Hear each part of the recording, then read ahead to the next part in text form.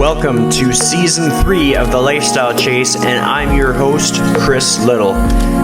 This podcast features high performers who have found a way to live their best life while balancing their health, wellness, friends, and family. To help this podcast grow, please share it on social media, rate 5 stars, tell your friends, and check out the past 140 episodes and counting. You can follow me on Instagram at Christian Little and at The Lifestyle Chase. Thanks for listening. Let's get started. All right, so welcome to The Lifestyle Chase. I am here with a return guest, Austin Current. I've had him on the show twice in 2020, so you can look back. You can see one earlier in the year and then a return appearance with Nick Sorrell. And just before we got started, we were talking about just his experience with the gym closures or lack thereof, or life, all these things. With that being said, well, welcome back, first of all. And secondly, how is your flow of life going right now? Thank you. Yeah, it's great. Flow of life's going, it's not too bad. I can't complain, staying busy. And yeah, gyms I'm located currently in Kentucky in the US, and it is, it's open. Gyms are open. My gym's open, at least. It's more of a private, intimate facility. There's only, a couple hundred members that really aren't in there all the time. So, it's basically 10,000 square feet of just a few people in there at a time. So pretty safe. And everyone's really good about keeping stuff clean and stuff. So outside of training, everything's good. Just trying to get my groove back with training, honestly. Easy to fall out of the groove, Well, I mean, I have to say, as much as the couple lockdowns here in Canada it was frustrating and aggravating, I learned a lot in that process, through having to pivot and having to adapt and having to become accountable in different fashions. Like when you have the environment of a gym to do your workout the way you want to do it, that's easy. When you have to kind of reframe what your workout looks like with a couple heavy dumbbells in your living room, it teaches you the environment that a client might be in. But to kind of get us on track, you kind of talked about getting back to your routine or whatever. What does that look like for you? Right now, that is try and get to the gym, and most days. And, I've had to, it's one of those things. It is like you were saying, the older you get, the more things you sort of have to navigate yourself. And I think the pandemic and all that stuff really opened my eyes to, and just over the last few years, really, separate from the pandemic, even, it's really opened my eyes to more situations where it's like, okay, I get how this happens. I get how you don't stay on track. I understand when things do come up, and I was always a very, very busy person. I always have been. But, it was one of those things where I just never had an issue with staying on track or controlling the controllables. And the more things went on and the more life events happened and the more things took off professionally a little bit and stuff like that, it was like, oh, okay, this makes sense. I kind of get where, the everyday normal adult is like, it's not as easy, as you think to stay on track. And I can't imagine trying to throw kids into the situation or, X, Y, and Z, right? I'm in a kind of a perfect situation, a perfect storm of working from home and being a fitness professional and knowing what to do. It's the reality sets in of sort of the human condition of we're our worst enemies and we can all get off track regardless of how much So I think the most famous way or famous saying in this arena is kind of like, Daniel Kahneman in his sort of his research in cognitive bias, right? And he even he'll say, a Nobel Prize winner, I believe, and even he'll say, I have my own cognitive biases, right? I can't separate myself from cognitive bias, although I have the prestige of doing the sort of that pioneering research on the subject, right? And that's the same thing with fitness professionals and personal trainers. It's just because we know what we're doing, and keep other people accountable doesn't mean we don't allow ourselves to sort of fall under the spell of, oh, well, shit, this really caught up with me. Before I know it, I'm kind of more off track than I thought.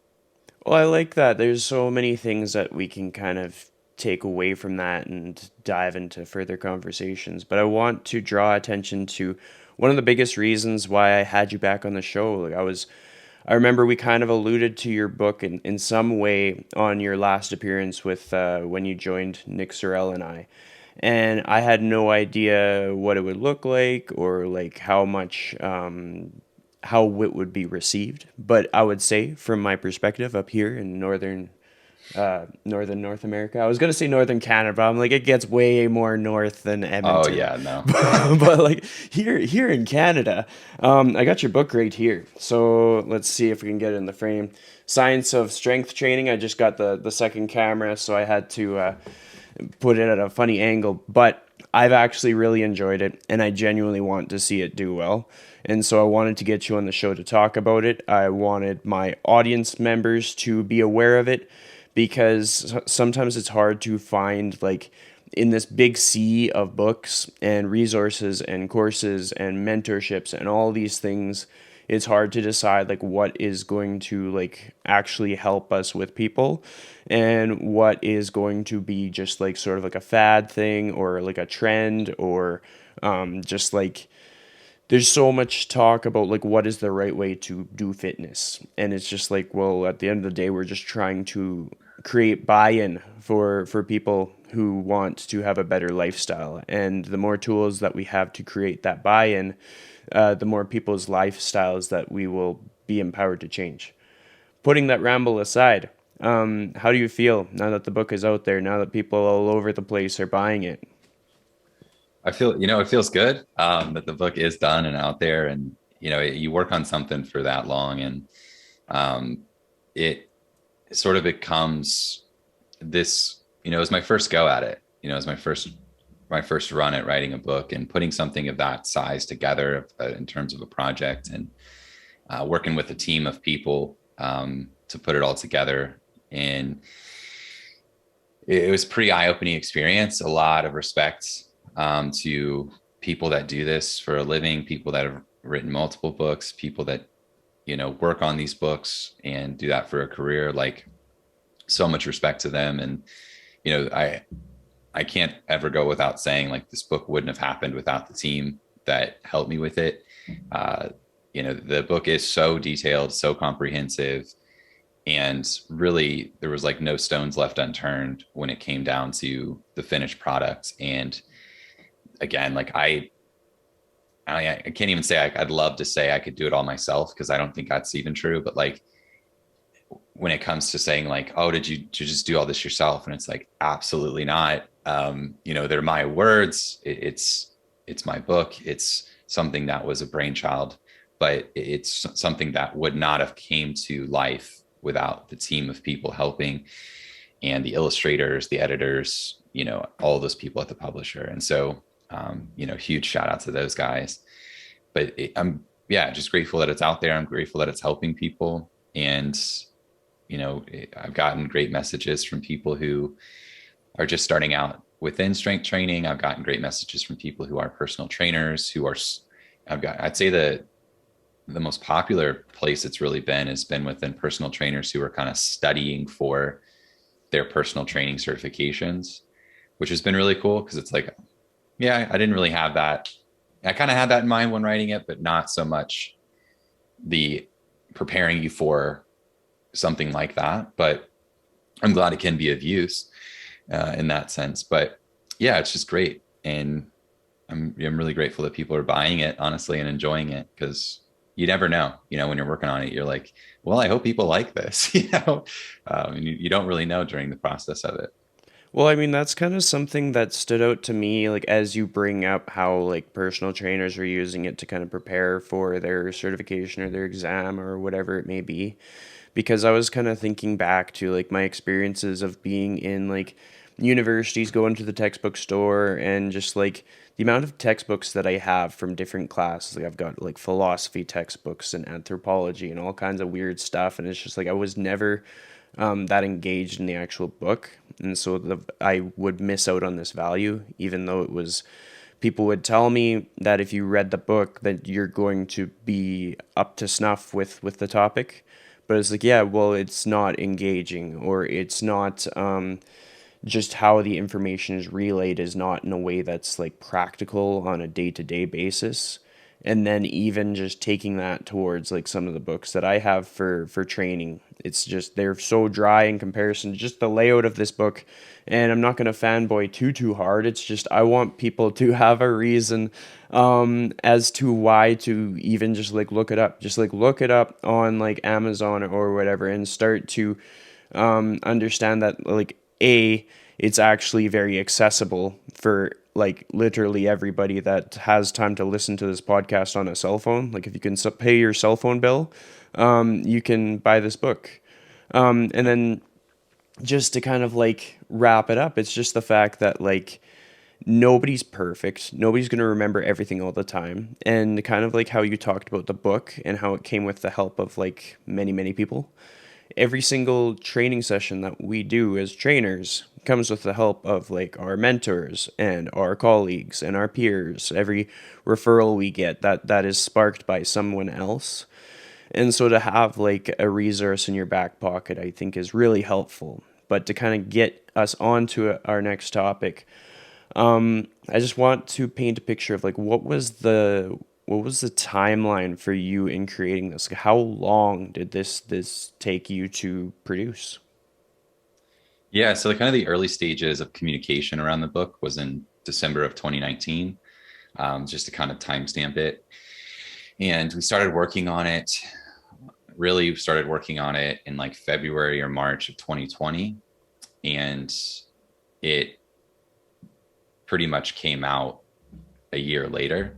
And so, that kind of factors in all the time of getting, just the reference images. I think something that, a lot of the preparation of the book, and again, like this opened my eyes so much to the process of the project in and of itself. But, my wife and I as a photographer, my wife is a photographer, and we traveled to Pennsylvania to Prime Fitness headquarters, Prime Fitness USA, an equipment manufacturer. You may recognize their lime green logo and some of their, attachments or something that you may use in a gym. But, we traveled to there. They have a beautiful showroom in Pennsylvania. And, it's just like this 10,000 square foot showroom with no one really in it because they just use it to display their equipment. And so, luckily I have a good relationship with those guys. They're fantastic. And they allowed us to come up and shoot up there and get, I think we ended up with over 1,000 reference images for chapter 2. So chapter 2, for those who don't have the book, it's the strength exercises chapter. So basically it shows, it's like a CGI illustration from multiple angles and multiple stages of each exercise. And so you could imagine over 100 exercises, we got about 6 to 8 images and different stages of the movement from different angles, high, mid-level, and low, of different stages and angles of all of these exercises, and then organized them and sent them off to the publisher and the illustrators.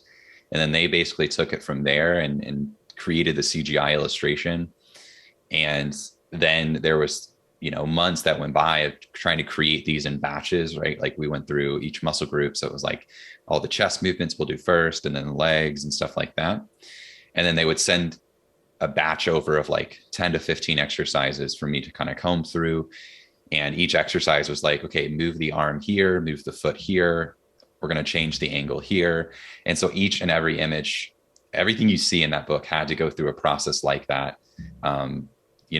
Just the imagery alone, outside of the text itself. So, and then obviously there was the stages of text editing and trying to fit it in there and try to choose the best, 500 to 1,000 words to go in each, little section. out of the 3 to 4 to 5,000 words that I probably wrote for the section, I was trying to figure out, okay, what's the best, kind of what's the meat and potatoes of this information that people really need to know. And so that, over the course, I guess, of 12 months, it got all kind of put together, packaged, and then off to print in time for it to kind of come out 12 months later. So again, yeah, they're really good at their job. They allowed me to, kind of have my own creative freedom within kind of a confined structure of like, we'll let your mind run a little bit, but we're going to kind of rein you in, here and there, and keep you on a kind of a straight path, to get the job done and get it done the way that we think will be well received. And, at this point it's been well received. So that's really great for me and great for everyone involved, really. Well, I mean, I think it's important that you highlighted like the process of the photography and like the CGI, because it just there's certain context that goes missing sometimes with the instruction of how to train people kind of thing. Like if it's just like a flat image kind of thing and you don't know like how to place your body in such a way, and just like different exercises you can completely miss out on what that exercise is for. Like it could be a back exercise and the person just feels their triceps kind of thing. And so there's going to be so many connecting pieces in that process that you guys took, rather than just doing some blank picture, that sometimes the details matter, I guess is what I'm trying to say. Because there is more than one way to do things, and there is also a more effective way to do things amidst those different ways. And from my limited experience so far as a trainer, like I'm often not the most experienced in the room, but I am someone who is always hungry for continuing education, always trying to network and learn and grow. From all of that, I know that having gone through that process to create the visuals is going to make those visuals a lot more valuable than your average Instagram post or your average other book. Like another textbook that might come with a certification isn't going to tell you nearly as much. And so if people were kind of like wondering what it means to go through that process to create the images, why wouldn't they just cut corners? Like there is a good founding reason behind that, and it will benefit you without a doubt. But there's something that I was kind of curious about as I was kind of preparing for this episode. Like I just kind of wonder, like throughout your process going into creating this book, who are the people who kind of inspire you from a continuing education standpoint? Yeah. There's a vast amount of people that I like to sort of follow and keep up with and learn from. And I would say that the biggest ones, I really like, I keep up with a lot of education through MASS. So the monthly applications in strength sport. That's a monthly research review ran by Greg Knuckles, Eric Helms, Eric Trexler, and Mike Zordos. Wonderful group of guys that are so good at distilling the need to know information from the latest research. And so they basically sift through, the thousands of studies that get published every month in strength sport, whether it is in strength performance or the physique based world, trying to build muscle strength, whatever. And so they kind of every month they're breaking down research. And then there's another great research review called Weightology that is ran by James Krieger, Cody Hahn, and Brandon Roberts. Again, all PhDs in their area. And again, that's another monthly research review, ran pretty similar, just from different guys. And they'll break down, different studies each month compared to the other one. So there's 12 studies broken down every month to kind of stay up with the research. And then, in-one education has been a great piece or a great resource for me over the years. I used to work for them, but Coach Kassem and those guys over there, Adam Miller, Cody Moxley, those guys are incredibly intelligent when it comes to training and exercise technique and anatomy and all of that stuff. And what they've done for me over the years is really allowed things to be pieced together. They've taught me how to critically think. for myself when it comes to these topics. And so I'd say those are probably those groupings of people, and all of them kind of combined and put together, I would say have been really, really a guiding light for me over my course of my career, and have kind of kept me moving in the right direction when it comes to my information and progressing it along, changing it, evolving it, and not being scared to change my opinion on something. I think it's really valuable for trainers and really just anyone who likes to do anything.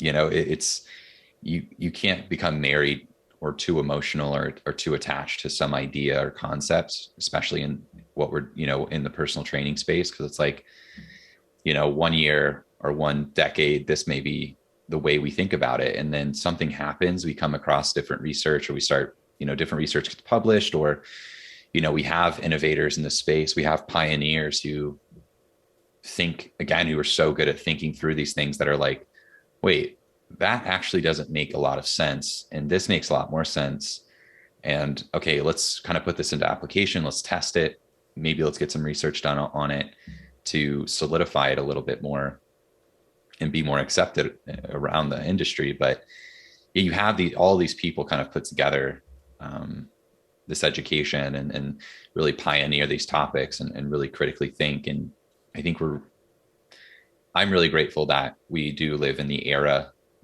of information, kind of the information age as we do, because I'm someone who's very intellectually curious. I always love picking up new information. I love kind of testing my own information, testing my own thought process, testing my own knowledge base. I kind of always have a solid understanding of, okay, what do I understand or what do I believe to be true in this area? And then everything I read or consume, I allow Pandora's box to sort of open up, but I always have my North Star. Like I always have I kind of always have my backbone. I always have my vertebrae, right? And I always know what I believe to be true in this space or this area, if you will. But maybe when it comes to program design or something, but I'm always kind of, when I open Pandora's box, I'm kind of like, well, I may pick something up and it may change the way I consider one of these things, right? I'm not completely changing the way I consider something always, but sometimes the new information just solidifies what I think to be the case, right? And then sometimes it's like, wow, that flipped my understanding on its head a little bit. I have some thinking to do. I have some considerations to make, and moving forward, I'm going to change the way I probably think about this a little bit more, and in the way I share the information, and use it with clients and stuff like that. So I would say that core group of people. So the Mass Research Review, Weightology Research Review, and then N1 Education is another great one that I stick with. And then another one that I hear a lot about, I haven't taken it, is Prescript, a little bit more of the rehabilitation side of things, but not even just all rehabilitation. They are more, anatomy focused and execution focused and stuff like that. And so I think they're cool because they come from a little different angle than your N1 would, just from different backgrounds and training experiences throughout their careers, and inform of their education as well. So I think those are both really valuable. And Jordan's a great guy, and a cool dude in general. So I'd recommend, and a fellow Canadian. So got to support that. Yeah, I love it. And it's just cool because like everybody that you're listing off, like I'm either familiar with them or I've met them or I've heard great things. So it's like it's all solid. And it's funny, I was once on a big Zoom call with about 100 people or something, and Coach Cassim was on the call, and I had a silly Zoom background, and he called me out for it being super distracting. I was like, oh, He will do that. what Yeah. a first impression I made. Because like Yeah. I was like, He'll call you out. Yeah. well, I mean, it's kind of important to kind of have that. Like we can sort of like protect our energy, but we also have to have people that aren't afraid to just say it like it is. And everything that I've seen on social media from him is just like telling it like it is. And it's like kind of like that Big Brother energy. Like a big brother is never going to be like, "Oh, you're doing everything right. You're perfect." Like a big brother is going to pretty much call you out on your shit. They love you, but they want you to be successful and they're going to get you there at all costs. And what Yep. I really get excited about with N1 education is just seeing like the little sneak peeks of like all the new like technology that they're Mm. implementing, which kind of reiterates why I put so much focus on like how you did the images in your book. Because I guess maybe it's because I'm a visual learner, but I'm sure a lot of trainers are. You just get a better understanding of like how the body attaches to itself through image rather than through text, and just like the whole like cueing squats in just one way, and just like if you don't squat this way you're not squatting. Well, anatomically sometimes people have things that have them squatting in a different way, and so having the context of the visual is going to help a trainer to be a lot more open-minded about their process in cueing their individual client who has a different body than the person in the book. And then it allows them to be more open-minded that their client isn't broken, their client's totally fine, and it's just you got to use everything that you've learned over the past however many years and apply that to the person, which is, I guess, like the more that people can understand that, the more people that we can all collectively help, and then we can make a big, big difference. And then it's funny that you gave the Canadian shout out for Jordan Shallow, because it's like I have never crossed paths with him, but I've heard so many other people promote him, and even just from like a North American standpoint, just the fact that like there are people in this industry that have such a legacy based on the impact that they've had on other people through what they've taught, or how it's impacted their career. I know a lot of people have taken certain pieces of continuing education and it's empowered them to take that next step, whether it be to change locations with their business, or maybe they have more aha moments with their clients and it turns into referral upon referral upon referral. But to kind of get us back on track with your book, you're creating your book, you're in the middle of it. What was the thing that made you kind of stop and think, wow, like, is it worth it to do this? Or did that ever even happen? No, it happened a lot. Yeah, no, it was a very exhausting process, I'll be honest. And it's just a lot, and I kept up with my full-time job, and, I kept my client roster, and, I co-own a business, physique development. We're an online coaching company established back in 2014. We have a team of trainers under us, and, a staff, there to take care of and continue to educate and all of that stuff. And a lot of moving pieces, right? We're growing and stuff like that. So it was a lot at once, and I'm married, and, I got real responsibilities in life, to take care of. Luckily, no kids at this point. That helped. But, it was one of those things where it was a lot, and it was a big undertaking, and it was something I never done before. Um, and one thing that did really help was I had this constant reminder written down, where every day I looked at it before when I woke up, I would look at this reminder that I wrote down. And essentially all it said was, this could be the last thing you do. And that was all I needed, really. That got me going.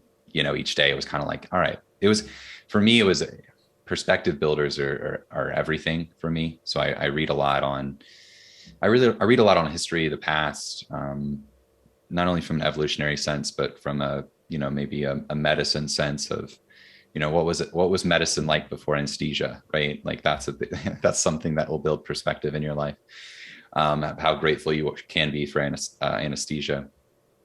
And the fact that people now wash their hands when they operate on you versus they used to not, and then from the sense of, keep it just, it's on perspective. Yeah. So perspective for me was the biggest thing. And so that note for me every day was just that constant reminder of perspective. And it allowed me to kind of zero in just on that day of like, just do what you can today. Just get it done. do what's in front of you. And again, like the team of folks that I worked with at the publisher did their best to give me more bite-sized pieces because they understand, they've been working on these books for, 10, 15 years. And so they realize how in depth and how expansive the process is. And they were essentially just like, all right, we're going to break it down in these smaller chunks, these different deadlines, and just do your best to keep up with us. And if you can just keep up with us, we're going to be there. We're going to hit the finish line. And there were some deadlines that I wasn't sure I was going to meet. There were deadlines that I met, with honor or, way ahead of time. And then there were some that I was just like scraping by, just trying to hit the deadline. And, when it came to the end, it was like, all right, I'm glad that's over, but I'm really glad it happened, and moving forward, it's kind of that constant reminder, that constant perspective of like, damn, dude, you can at least do that. It's like whatever you think is difficult today, it's like you could at least do that. So you could probably do what's on your plate today too, and so that was a big help. It's been a big help for me. It's been a big growing experience for me as a professional and just a person walking about the earth. Right. It's been a cool thing. So I would say a gift in a big way. For sure. I mean, like, even just that reflection that you had saying, like, this could be the last thing that you do, like, I was like, wow, if I thought about more things that way, I'd have a bit more fire under my butt. And I consider myself a pretty motivated person. And so it's just like perspective makes a big difference. When you started the process of getting published, was there ever any pushback or was everybody agreeable? How did that whole situation go? From the publisher, you mean, or just in general? Well, I guess we could talk about the publisher or in general, just kind of whatever stands out to you the most or whatever you have the most to kind of speak on. Yeah, well, I didn't. I think the most special thing to me about the book was there was only like, when I say a few, like my wife knew about it, my parents knew about it, and like my business partners knew about it. So like I can count on one hand how many people knew about the book up until basically it was coming out.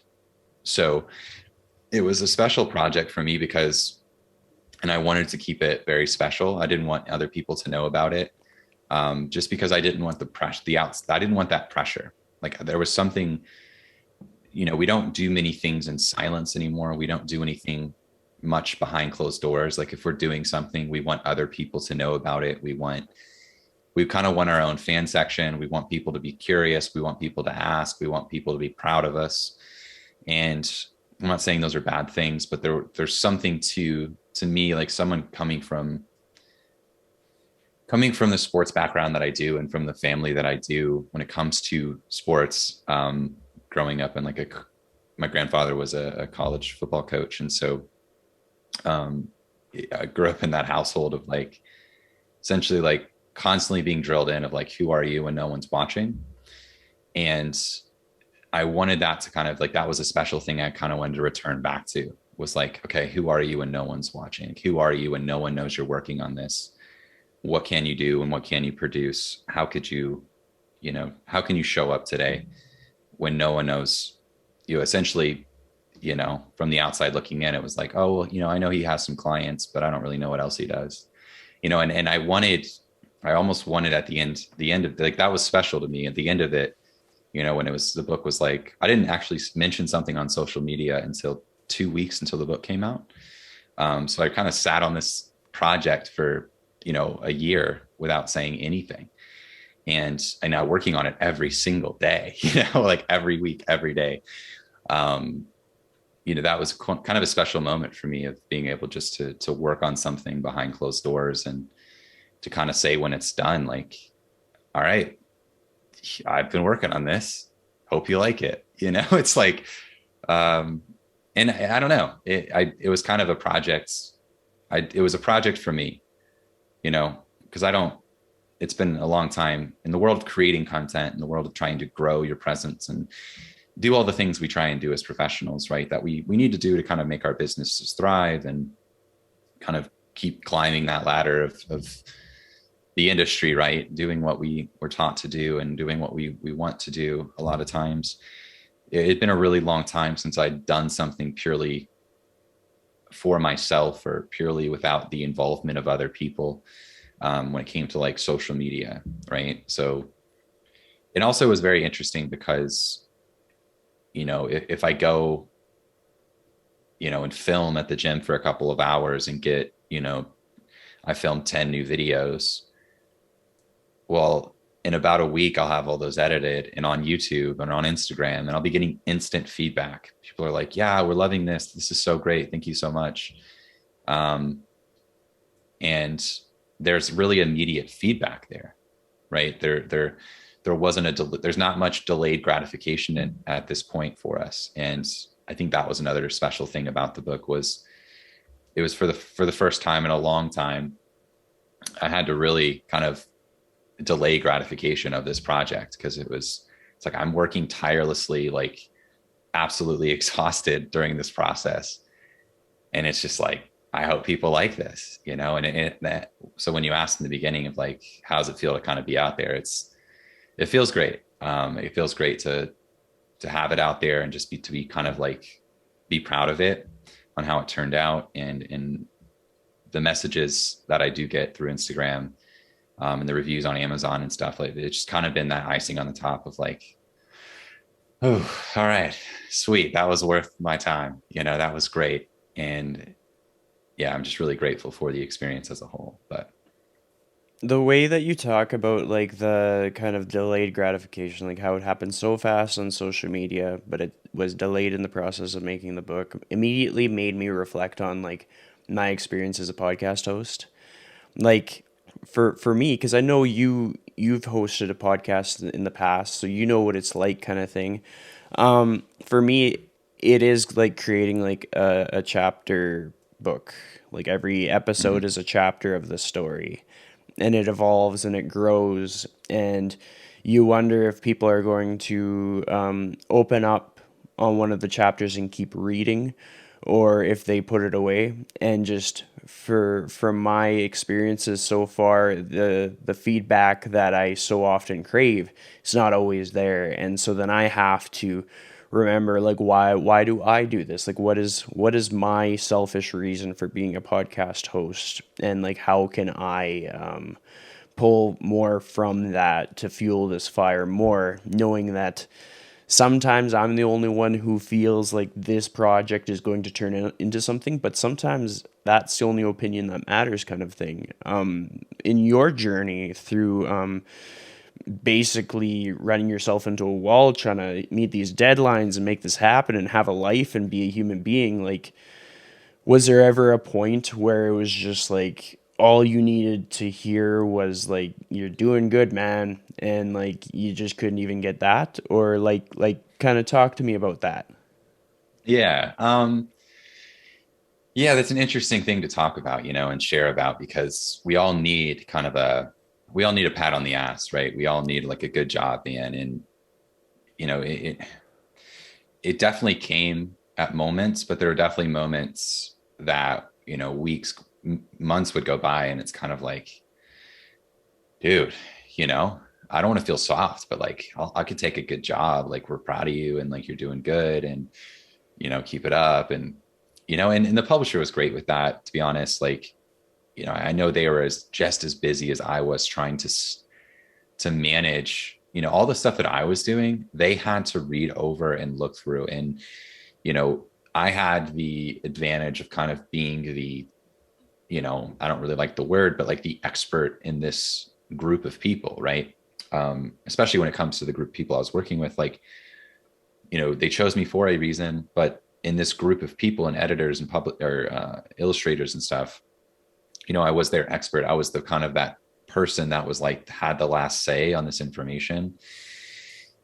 And so I know anything I had to send them, they had to like read through, sift through, sometimes do a lot of research to kind of like say like, okay, we trust you, this is right, but kind of like, how do we say this in a different way?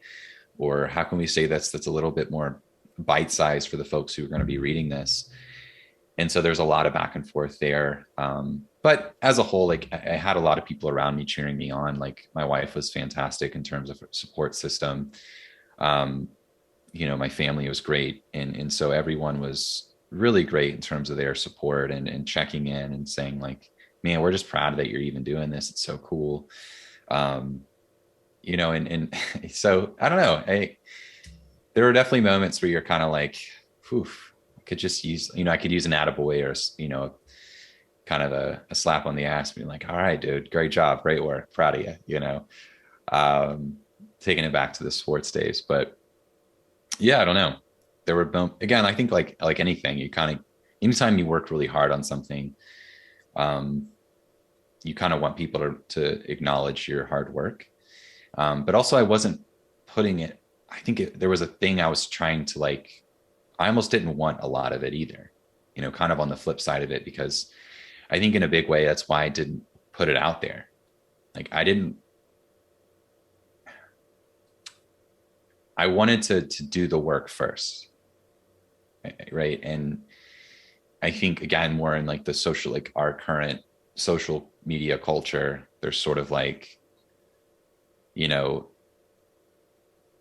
I could have very easily got the immediate gratification and admiration of even getting the book deal and the fact that I'm going to be a published author and like I'm going to be writing a book on this subject and basically like putting it out there. Like how proud of you or how proud of me are you guys, right? Like please put in the comment sections how great I am and how proud of me you are. And like, it's like I could have very easily with I could have easily done that and it would have been gratifying in the moment, for sure. But there was something again, kind of going back that I didn't want that. I craved almost the opposite of that.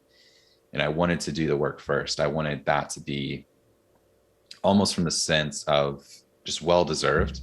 I wanted to really earn it.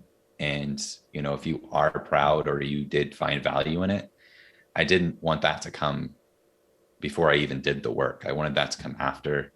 And I wanted that to come purely from the basis of you reading it and taking in the information. So yeah, I think there's kind of a double-edged sword there where I think, well, every person needs kind of like an attaboy, great job. We're proud of you. Thank you so much. Like we need appreciation. We want our hard work to be appreciated and recognized, right? Because it's really hard to do something when and you're not getting anything in return. It's kind of like, all right, well, how am I doing? Like working hard. Like, what do you think?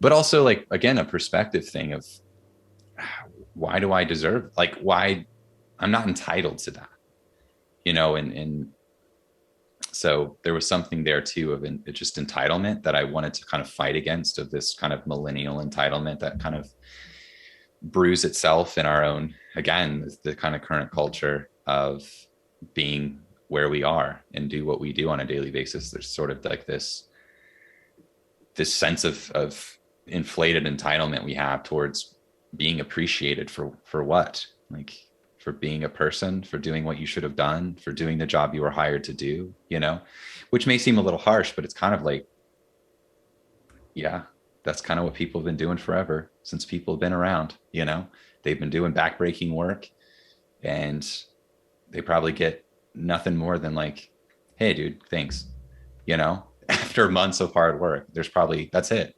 and so I think that to finalize that thought, it's more or less like I needed myself to be proud of me. Like I needed me to be proud of the work that I was doing. I didn't want to need other people's approval or acceptance of this hard work. Like I needed to know, if no one else knew about this, am I proud of the work that I did? Am I proud of myself for doing it? And yeah, that's kind of that. So it's kind of a double-edged sword, but Well, it's kind of complicated. an awesome reflection because you highlight the fact that it's kind of good to have like a support group, like a network of people who are kind of like-minded, and once in a while they're going to acknowledge good work when they see it. And I think that's the value of making friends with other trainers in the industry. Like that's I've said it before, it's like my biggest flex is that I can network with people. Like I just get him on my It's a great podcast. skill. it's Yeah. it's priceless to me. Like I wouldn't trade it for the world. That's why my podcast is like my child, because I'm gathering all these people and trying to make very meaningful connections. And what you see is what you get with me on this show. Like if you met me on the street, I'd be the same dude, might even be quieter. But then you kind of talked about the value of like taking a step back from essentially social media to kind of focus on what your purpose is and get the job done. Like that's kind of the tough love that people need. Like if people are frustrated that they're not where they want to be, but they know that practice and repetition would help them, then they need to go out and practice and repeat and repeat and repeat and fall down and get back up and fall down and get back up kind of thing. Go read some research, go to some continuing education, go put in the reps and just simply get better and not waste so much time on social media, because that is not going to change your outcomes. That's just going to change how you feel that day. Putting in work is going to change your outcomes. And then if you do something awesome, granted, people will be very happy for you on social media when the day comes that you tell them. Similar to how you talked about your book and it was out and it was done and it was in the stores or like available to be purchased and boom, done. Yeah. And I think social media can be a dangerous place when it comes to this, you know, this repeating loop of, or this feedback loop of, and kind of this feedback loop of being an echo chamber of your own ideas and confirmation, right? And how great you are and how whatever else on a daily basis. It's like, if we need a hit of dopamine and acceptance, like we can just hop on this platform and, you know, we're gaining new followers, we're getting comments and DMs of people appreciating the work or wanting to engage or wanting to maybe be like you or to have a career like yours or whatever, you know. And there's so many positives to that, and there's so many things that to be grateful for. And like my position within social media, like I am very fortunate that I stumbled across some ideas that were accepted years ago and cultivated sort of a community to follow me, and people chose to click that follow button and to go along with my work and my content, right? I'm very grateful for that. And there's a lot of opportunity that wouldn't have probably surfaced the way it did without that community of people following the work that the words that come out of my mouth in a weird way. I think in part people follow me for beard tips that I don't give. I think I'm holding out to just keep them anticipating it. But all jokes aside, I think there is this dangerous part of social media that is kind of just an echo chamber, right? It allows you to, it's this constant group of people who are always going to sort of accept you and congratulate you on how great of a person you are, right? And you can always show up on social media as someone else. You can always show up on social media as the person you wish you were, right? But at the end of the day, you have to face the reality of who you are with yourself and who you are with those around you, who are constantly around you, who love you, and who are your people. You have to face that, you know. And I think first you need to work on who you are as a person by yourself and for those around you who need you and rely on you, before you show up for those who are going to congratulate you regardless of what you're doing, right? Because you can tell them anything. I can tell you how great I am every day, and you're going to be like, dude, you're so great. I wish I was you. And it's like, all right, you know, that can be a self-fulfilling prophecy. That could be a self-fulfilling way to spend your time, you know. But is that how you want to spend your time? Is that, you know, because there's a sense of like, there's that initial sense of like, man, this is kind of great. People appreciate my work. Like the effort I put in, like they really admire it, you know, which is good. But also it's sort of like this unnatural sense, and there's this unnatural frequency at which it comes. And there's this unnatural volume of which it comes that I don't know if we're really wired to understand. You know, I know I'm not. Like, I think I'm more confused by it than anything. And I don't really quite know what to do with it, to be honest. And I think that's why I typically stumble over myself a lot more than I otherwise should. I typically present myself as maybe not as confident as I should within a lot of different realms, because it's kind of like I'm really confused by it, to be honest. And I don't know why people chose to click follow. I think I was helpful, but I don't know what you see on, a number on social media doesn't necessarily reflect how I feel about it, or doesn't necessarily reflect how I feel like what I deserved or what I'm entitled to. There's this really big divide between those two things. And I don't quite know how to handle it. And, the best I can do is, well, people are here, they've chosen to be here.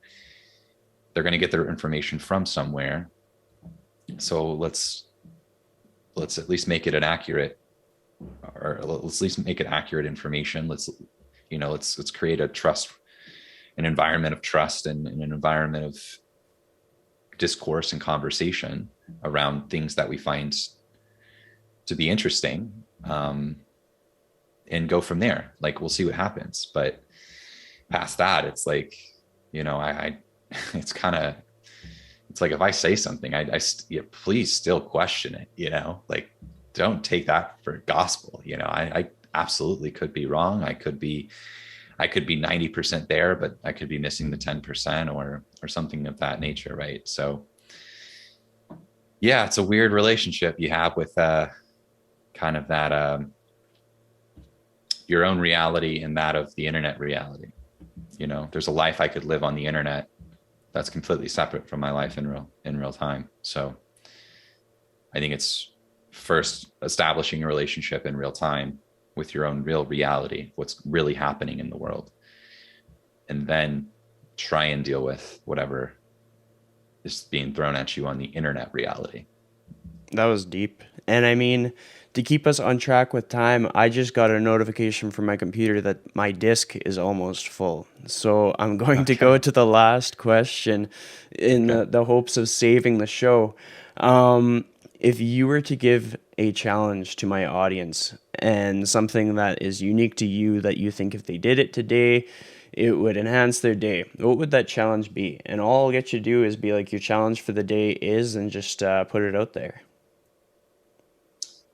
Yeah, your challenge of the day is to reflect and gain a little bit more perspective on your situation, and how lucky we all are in this moment to not only be listening to this, but to have clean running water and food, and people to talk to, and people that choose to love us, and be around us, and your friends who are around you, your colleagues, your mentors. Um, all of those people have a choice, and they chose to be around you and spend time around you. And I think that's a special thing. So I think perspective, as I said in the beginning, is pretty much one of my North stars. It's one of the things that I always kind of seek and try to find, because I think without perspective, we get a bit lost in this very entitled and privileged life that we live. And it's easy to kind of get beaten down by it, and discouraged by it. But I think the more perspective you can have, the more, at least for me, the more excited I am, because it's like, wow, I mean, what a head start, and what a situation where I can choose to spend my time a certain way. And that's a gift. So I think that should be cherished. So perspective, I think. That's awesome. And there are so many takeaways from this. I'll be sure to have the link to the book in the episode description so people won't have to look far to find it, and they'll be able to find you on social media through all the links there. With all of that said, thank you so much for coming back on the show for a third appearance. Like, you're on a roll. Thanks, Chris.